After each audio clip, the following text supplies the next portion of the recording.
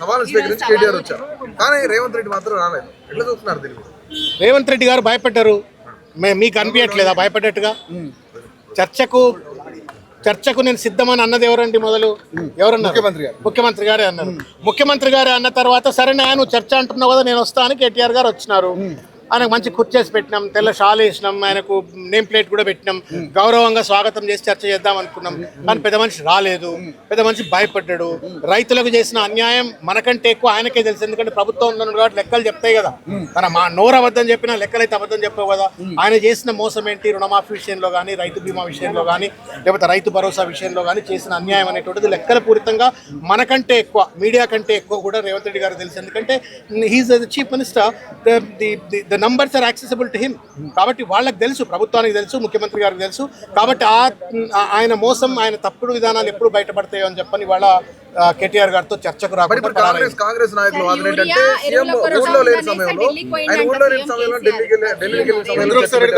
మీరెంత వాళ్ళంటే అడగొచ్చు, కానీ మీరు కూడా అమాయకంగా అడిగితే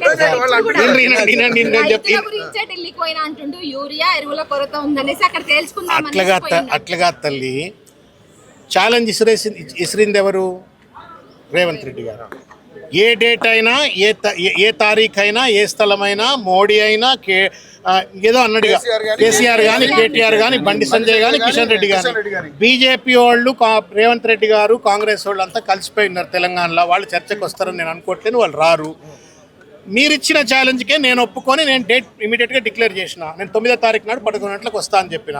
నేను ఒకవేళ 9వ తారీఖు నాడు 11 గంటలకు రావడానికి నాకు ఇబ్బంది అయినట్టయితే, నేను ముఖ్యమంత్రిగా, నాకు ఢిల్లీలో ఆల్రెడీ అపాయింట్మెంట్ ఉంటే ఏం చేయాలమ్మా? మళ్ళీ మీలాంటి ప్రెస్ మీట్లను పిలిచి ఇట్లా కేటీఆర్ గారు 9వ తారీఖు 11 గంటలకు వస్తా అని చెప్పని అన్నాడు, కానీ నాకు 9వ తారీఖు కుదురుతలేదు, 12వ తారీఖు కుదురుతుంది, 19వ తారీఖు కుదురుతుంది, 11 గంటలకు కాదు 4 గంటలకు అని చెప్పి చెప్పాలా? చెప్పిండా అమ్మ? చెప్పలే కదా. మరి చెప్పకుండా నాకు ఆయన లేని టైంలో పెట్టిండ్రు అని మాట్లాడితే బేకార్, బేఫుజుల్ మాటలు అవి, అర్థం లేని మాటలు అవి. సవాళ్ళు ప్రతి సవాళ్ళు అనేవి కొత్త కాదు కదా సార్. దీన్ని ఎందుకు ఇంత రియాక్ట్ అయ్యారు? దీన్ని ఎందుకు ఇంత ఇష్యూ క్రియేట్ చేస్తారు మీరు? సరే, ఈ సవాళ్ళు, ప్రతి సవాళ్ళ వెనుక రైతుల యొక్క కన్నీళ్లు ఉన్నాయి. ఇవాళ రేవంత్ రెడ్డి గారు 2 లక్షల రుణమాఫీ చేసేసిన అని చెప్తున్నాడు కదా. 30 లక్షల మంది రైతులకు ఇవాళ 2 లక్షల రుణమాఫీ జరగలేదు. రుణమాఫీ జరగక ఇవాళకి కూడా బ్యాంకుల చుట్టూ తిరుగుతున్నారు. పుస్తమెట్టలు ఇవాళ కూడా బ్యాంకుల్లో తాకట్టున్నటువంటి ఒక పరిస్థితి. ఇవాళకి కూడా రుణమాఫీ కాక బ్యాంకుల్లోంచి కొత్త రుణం రాకుండా ప్రైవేట్ లెండర్స్ దగ్గర ఇవాళ వెళ్ళి రైతులు సొమ్ము తెచ్చుకుంటున్న ఒక పరిస్థితి. వ్యవసాయ పెట్టుబడి కోసం రైతు రుణమాఫీ జరగక అన్యాయానికి గురవుతారు.